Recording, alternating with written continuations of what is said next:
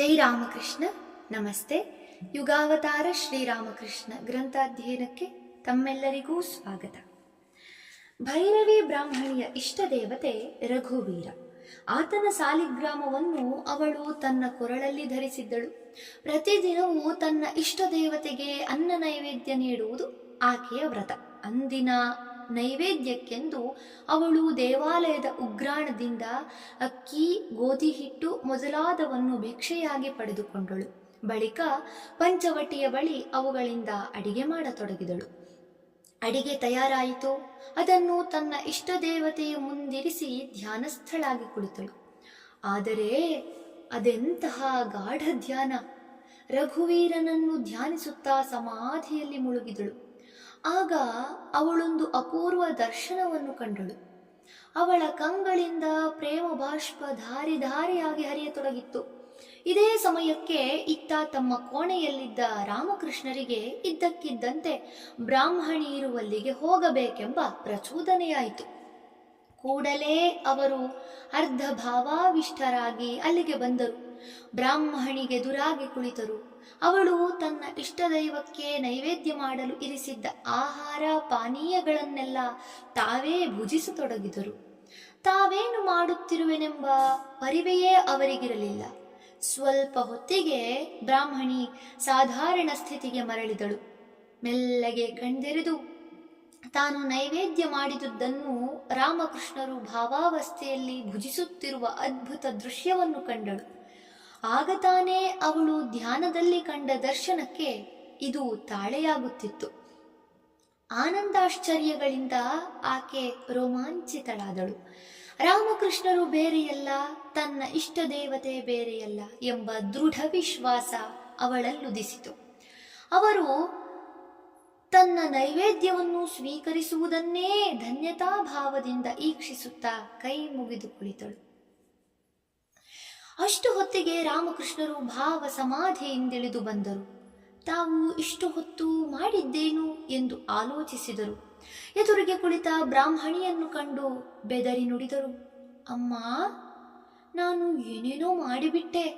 ನಾನೇಕೆ ಹೀಗೆಲ್ಲ ಮೈ ಮೇಲೆ ಪ್ರಜ್ಞೆ ಇಲ್ಲದವನಂತೆ ವರ್ತಿಸುತ್ತೇನೋ ನನಗೇ ತಿಳಿಯದು. ಭೈರವಿ ಬ್ರಾಹ್ಮಣಿ ಹೆತ್ತ ತಾಯಿಯಂತೆ ರಾಮಕೃಷ್ಣರನ್ನು ಸಂತೈಸಿದಳು.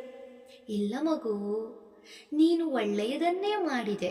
ನಿಜಕ್ಕೂ ಅದನ್ನು ಮಾಡಿದವನು ನೀನಲ್ಲ, ನಿನ್ನೊಳಗಿರುವವನು. ಮತ್ತು ಯಾವಾಗಲೂ ನಿನ್ನಿಂದ ಇಂತಹ ಕೆಲಸಗಳನ್ನು ಮಾಡಿಸುವವನು ಅವನೇ. ನಿನ್ನ ಮೂಲಕ ಈ ಕಾರ್ಯವನ್ನು ಮಾಡಿದ ಅವರು ಯಾರೆಂಬುದನ್ನು ಇಂದು ನಾನು ನನ್ನ ಧ್ಯಾನದ ವೇಳೆಯಲ್ಲಿ ಕಂಡ ದೃಶ್ಯದಿಂದ ಖಚಿತವಾಗಿ ತಿಳಿದುಕೊಂಡೆ.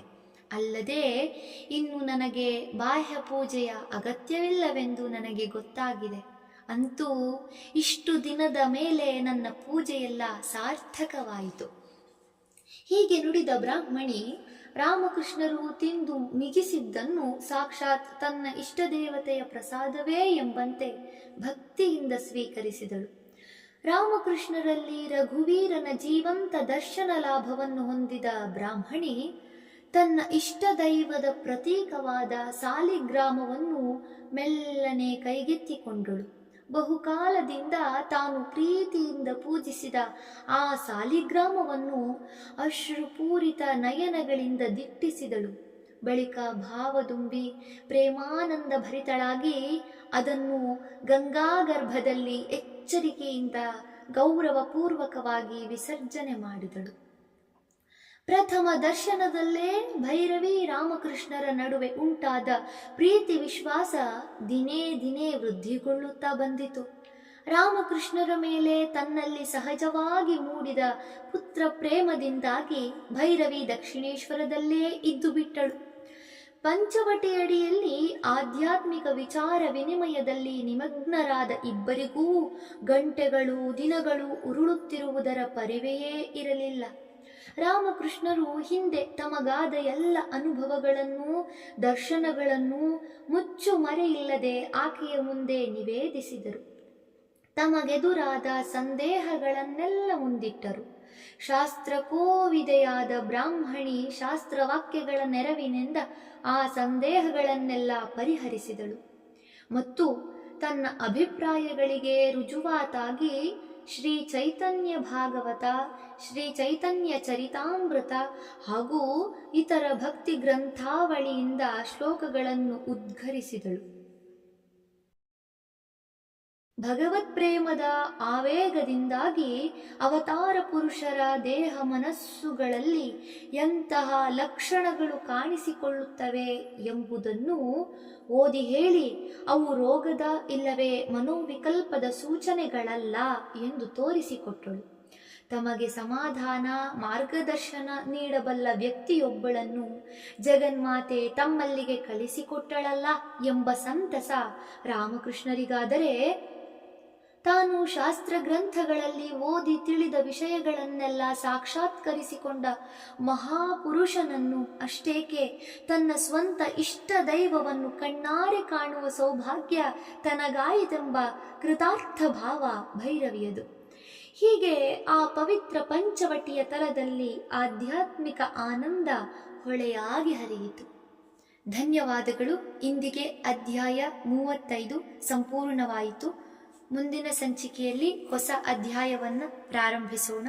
ಓಂ ಶಾಂತಿ ಶಾಂತಿ ಶಾಂತಿ. ಹರಿ ಓಂ ತತ್ಸತ್. ಶ್ರೀರಾಮಕೃಷ್ಣಾರ್ಪಣಮಸ್ತು. ಸರ್ವೇ ಜನಾ ಸುಖಿನೋ ಭವಂತು. ಜೈ ಶ್ರೀಮಾತಾ.